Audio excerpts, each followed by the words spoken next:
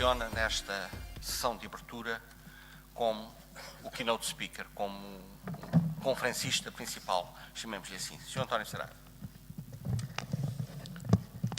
Muito obrigado, bom dia a todos. Sou o professor José Dias Coelho, Presidente da PASC, Doutora Maria Perpétua Rocha, Coordenadora do Conselho de Representantes da PASC, sou o arquiteto João Carlos Afonso, vereador da Câmara Municipal, e a todos os meus amigos aqui presentes, meu bom dia.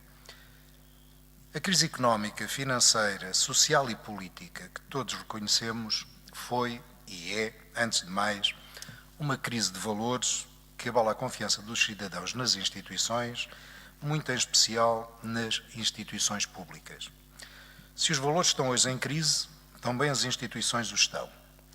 Um pouco por todo o mundo vemos reflexos desta realidade.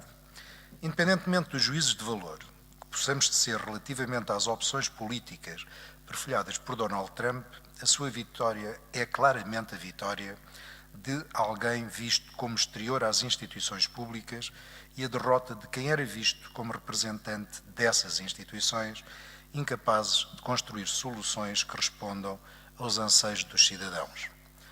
O cinismo e o desconforto com o funcionamento das instituições públicas generalizam-se e são alimentadas por experiências continuadas de corrupção, descredibilização dos partidos políticos e outros déficits de desempenho institucional. Um pouco por todo o mundo, os cidadãos encaram o futuro com um misto de desilusão e de medo. Estes sentimentos alimentam a ascensão de defensores de soluções extremistas e populistas. Também na Europa temos claros e inúmeros reflexos destes sentimentos de insatisfação, de desencanto e de alinhamento que tendem a compor um cenário de mal-estar dos cidadãos em relação às instituições. Foi neste ambiente de diversidade que fomos confrontados, por exemplo, com a opção dos eleitores britânicos que ditará a saída do Reino Unido da União Europeia. Um pouco por toda a Europa, e não só, vemos sinais de degradação dos mecanismos básicos da democracia representativa. A mobilização dos eleitores pelos partidos políticos é diminuta. As taxas de abstenção aumentam continuamente. O interesse dos jovens pela política é cada vez menor. Em Portugal, não temos ainda sinais imediatos de ameaças graves à democracia ou ao sistema da economia de mercado. A nossa cultura faz-nos desconfiar do populismo e é, felizmente, pouco propícia a extremismos ou aventureirismos. Mas entre nós está bem patente esta crise de confiança nas instituições. Não sou eu que o afirmo, mas quem se dedica à investigação séria sobre este tema. Portugal figura sistematicamente entre os países com níveis mais baixos de envolvimento dos cidadãos nos assuntos políticos. Se juntarmos a desconfiança, o resultado é não só o alinhamento face à política e o descontentamento face às instituições, mas a admissão dos cidadãos do seu papel de vigilantes do sistema político. Com a crise, a avaliação dos portugueses sobre o funcionamento das instituições políticas baixou severamente. Em apenas 6 anos, a satisfação com o funcionamento da democracia decresceu 14%. E algo parecido aconteceu com a maior parte das instituições políticas, em especial com as que, do ponto de vista dos cidadãos, mais podem ser responsabilizadas pela crise e consequente austeridade, como governos, parlamentos e instituições europeias. A conclusão que retiro é clara. A confiança nas instituições tem de ser restaurada, sob o risco de cairmos em situações de ruptura que destruam os fundamentos dos sistemas políticos e económicos em que continuamos a acreditar e as causas que defendemos. Causas como a liberdade, a democracia e a economia do mercado. Acredito, por isso, que para deixarmos um futuro melhor às novas gerações, temos, antes de mais, de assegurar a continuidade e o aperfeiçoamento destes sistemas alicerçados em instituições sólidas. Como restaurar a confiança nessas instituições? Como poderemos melhorar a qualidade das instituições em que se organiza a nossa sociedade? Uma das formas, a mais óbvia, mas também a mais difícil e a de resultados mais diferidos no tempo, é, certamente, a da formação das pessoas que integram essas instituições. As pessoas são hoje o principal ativo de qualquer nação. Por isso, a educação e a formação profissional e humana devem ser reconhecidas e assumidas pela sociedade como fatores críticos na construção de um futuro melhor. A primeira condição para ultrapassar o déficit que as instituições portuguesas apresentam em termos de qualificações e de educação cívica é precisamente conseguir que a aquisição de conhecimentos e competências e também a formação para a cidadania seja por elas valorizada, a começar pela instituição base da nossa sociedade, como é a família. Outra forma será a da criação de mecanismos que conduzam a uma maior consonância no seio das instituições entre objetivos individuais dos agentes e, sobretudo, dos decisores e os objetivos das próprias instituições. A gênese da crise financeira mundial de 2008 encontra-se precisamente, em grande parte, no facto de deficientes formas de relacionamento entre acionistas e gestores, nomeadamente no que respeita às formas de remuneração destes últimos, terem gerado comportamentos perversos, ditados por valores ou não valores individuais e pela submissão do que deveriam ser os objetivos de longo prazo da empresa a objetivos individuais de curto prazo desses gestores. Também nas instituições públicas precisamos de mecanismos de responsabilização que conduzam a uma maior consonância entre objetivos individuais dos decisores e os objetivos coletivos das instituições públicas que servem, ou seja, em última análise, o bem público. Mas, acima de tudo, não podemos esquecer que as instituições são formadas por pessoas, empresários, gestores, todos os trabalhadores, decisores políticos, dirigentes e colaboradores das associações da sociedade civil. Somos todos e cada um de nós fator de sucesso ou insucesso da sociedade. Por isso, é fundamental cultivar na sociedade os valores que podem sustentar um futuro melhor. Valores éticos, em primeiro lugar. Valores como a honestidade e a integridade, o espírito de iniciativa e de serviço público, o trabalho e o empreendedorismo, a criatividade, a responsabilidade, a solidariedade. Temos de combater o nosso individualismo excessivo, que nos impede de juntar esforços em prol do bem comum. Tudo isto faz apelo ao tema que aqui nos traz, cidadania. Estes valores que referi são, basicamente, os valores da cidadania. Estamos acomodados num estilo de cidadania que não nos leva a lado nenhum. Votamos, pagamos impostos, reclamamos e tudo fica na mesma. A cidadania é mais do que isso. É muito mais que uma soma de direitos sociais, políticos e civis. Ela é um modo de ser, uma implicação pessoal na construção da sociedade. Cidadania é ter a noção de que a sociedade é o que cada um de nós for, é a soma dos nossos pensamentos e das nossas ações. A sociedade é a soma do que cada um de nós faz no dia a dia. Uma sociedade não pode ser otimista se os cidadãos são pessimistas. Não direi, de forma simplista, que basta sermos otimistas. Direi que só seremos capazes de vencer se acreditarmos nas nossas capacidades, que somos capazes de encontrar um caminho novo. Há solução para os nossos problemas, mas a solução depende de nós. Não nos podemos demitir da nossa participação na vida pública e queixar-nos, depois, por ela ficar capturada por quem dela se pretende aproveitar para atingir objetivos individuais, mais do que para servir o superior interesse público. Não podemos resignar-nos e deixar as coisas andar, como se não tivéssemos nada a ver com o que se está a passar e como se o futuro nos fosse indiferente. Temos que agir, defendendo as causas em que acreditamos, dizendo com clareza o que pensamos e apontando soluções, caminhos e metas. Soluções sustentáveis, caminhos consistentes, metas exigentes. Não nos podemos conformar com a repetição de diagnósticos e a persistência em soluções que já se demonstrou que não dão resultado. Não podemos continuar a adiar para amanhã o que se pode fazer hoje. Não podemos permitir que se instale o laxismo e o deixe andar, que se vive em paz podre como se tudo estivesse bem e como se não tivéssemos consciência das dificuldades. A sociedade tem que ser abanada. Temos todos que trabalhar mais e melhor. A nossa responsabilidade passa, por isso, por assumirmos uma atitude de cidadania ativa, individualmente e, sobretudo, através de um associativismo forte e coeso, reforçando a sua capacidade de intervenção na sociedade. Porque não basta agirmos individualmente, temos de ter a capacidade de olhar criticamente os problemas como membros de uma sociedade global, mas temos também de ter a capacidade de trabalhar com os outros de forma cooperativa e de assumir responsabilidades ao nível dos papéis e deveres na sociedade. Acredito, por isso, que o associativismo é a forma mais eficiente e eficaz de cidadania ativa. Só associados das mais diversas formas poderemos construir uma sociedade civil forte, dinâmica e, sobretudo, mais participativa. Minhas senhoras e meus senhores, permitam que me foque em particular na minha experiência, centrada sobretudo no associativismo empresarial e no seu relacionamento com o poder político.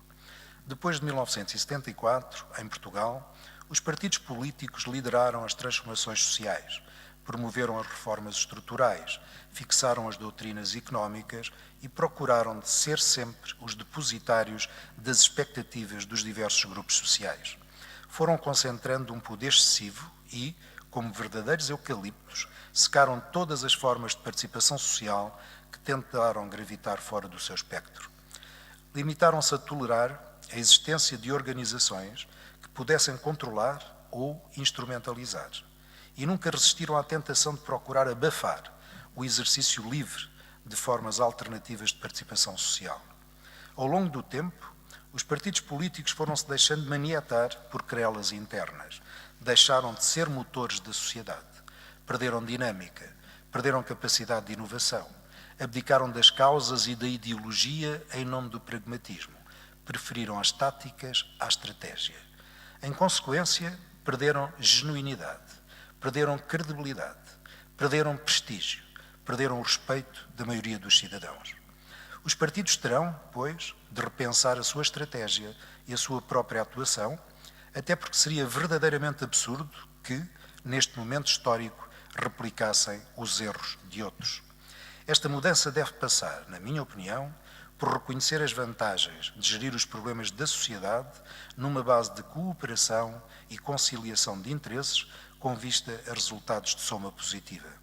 Na minha perspectiva, as associações de empresas e empresários têm um papel fundamental a desempenhar neste processo de participação mais ativa na sociedade. Por outras palavras, há uma nova realidade que emerge e há uma nova influência das associações empresariais.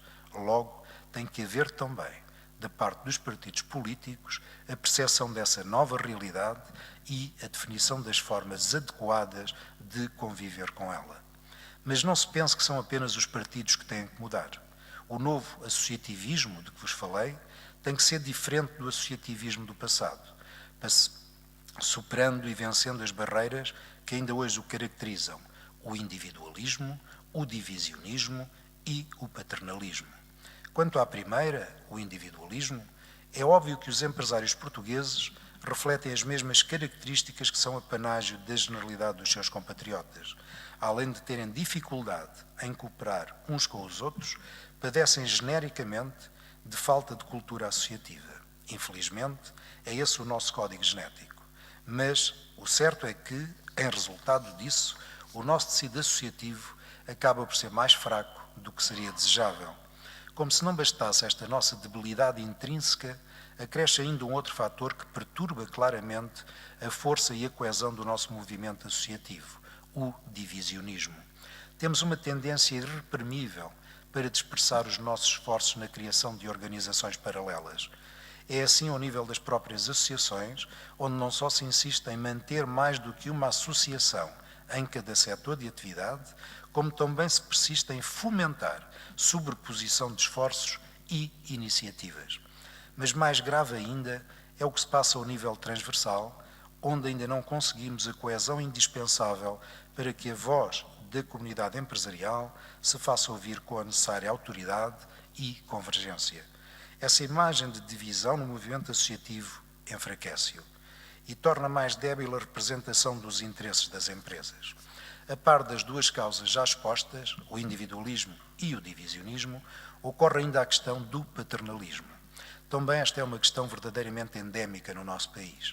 O Estado português, no seu todo, é estruturalmente paternalista. E os cidadãos portugueses, por seu turno, são habitualmente dominados pela tentação de se deixarem embalar pelo pulso forte do Estado, que alegadamente tudo sabe e tudo resolve. Mas, neste nosso contexto, a situação é ainda mais grave. A falta de cultura associativa e a ausência de verdadeiros hábitos de liberdade fez com que o Estado se habituasse a decidir em matérias que deveriam ser da competência das pessoas, das empresas e das associações.